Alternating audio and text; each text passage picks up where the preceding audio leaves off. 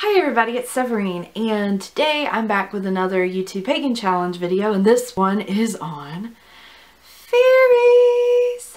Okay, so I want to talk a little bit about several different things, but I want to introduce you guys to these two little friends that I have. This one I have had since I was 10. My mom bought this for me for my birthday. She's very special to me, obviously. And then this one I've had since I was 8. And a little tea light candle typically is supposed to go in there. But I actually, singing bowl, I actually use it to hold my selenite crystal ball.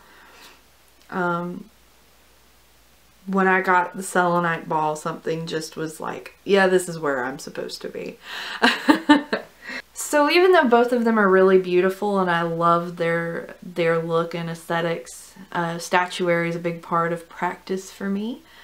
I do think it's important to sort of identify that our conceptions of fairies, or pop culture conception of fairies, tend to be a little bit misguided or inaccurate. Because back in, like, I would say Victorian era, fairies were sort of demonized by Christianity, and you had these beautiful little angelic looking figures with butterfly wings that were supposed to be like demons and things like that. And so the idea of what you have of this tiny little Tinkerbell looking fairy is not really representative of fairy per se. Not to say that there are not such things. There are. So there are actually several different kinds of fairies. It's not just what you see in pop culture. It's not just what you see as far as like this idea that we have of this little angelic looking figure with butterfly wings. She is the actual appropriate term. They're from Ireland. And that's where the term fae comes from. Here's a list of some. So first there's the Alvin. They're little water fairies, and they actually fly by being trapped inside of bubbles.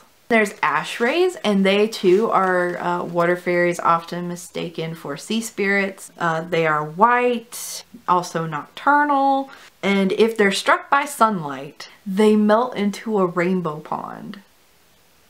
How crazy is that? Then there's Bailey bogs, which are very round fairies that are typically covered in mud and considered unattractive.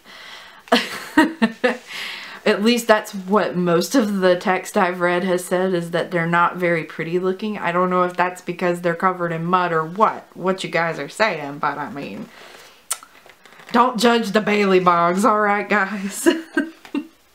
Banshees, which you guys have probably heard about, they announce death with a loud wail. There are brownies, and they are said to actually aid in chores in exchange for sweet treats and things like that.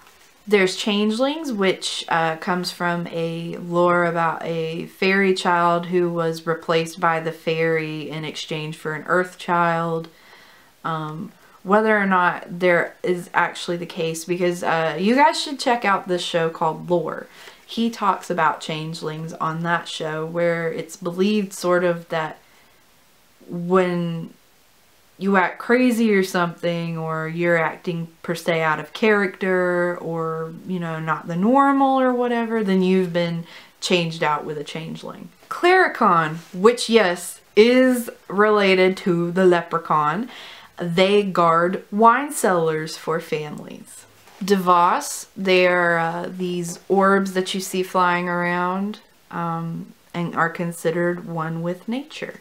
There's dryads. They live in the 12 sacred trees and have gifted their knowledge down to druids. They're elves. Typically they don't associate with humans, but are considered very, very beautiful. Beautiful. There are gnomes, which appear much older. They mature very quickly. They live in the roots of trees. They're heather pixies, and they are fairies with translucent wings. See, there are some that look sort of like that idea that you have of a fairy, like a Tinkerbell fairy. Just doesn't, they're just the most popular representation, whereas there's a whole list of fairies out there, you guys. Kelpie, and they are shape-shifting fae who lure humans to water in order to eat them, kind of similar to sirens. Leprechauns, you guys have heard of, but basically they're a treasure hunting fae. They hoard a lot of treasure and they keep it at the bottom of the rainbow.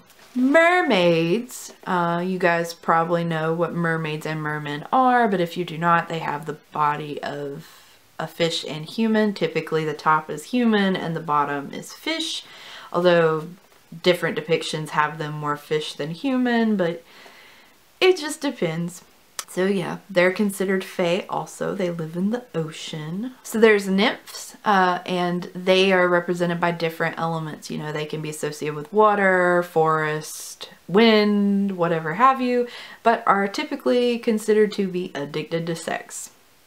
So then there's pixies, and pixies are the typical idea you have of small little fairies with wings, known for playing tricks and having fun and enjoying sweets. Salamanders. Bet you guys didn't know a salamander was a fairy, but they are. They're fire fae. They aid in passion and revenge and often are seen as lizards. Selkie. They are shape-shifting fae also that can shift from human to seal. Sprite.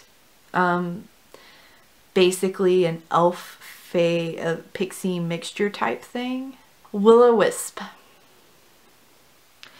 A dancing fairy, and they give off a flickering light.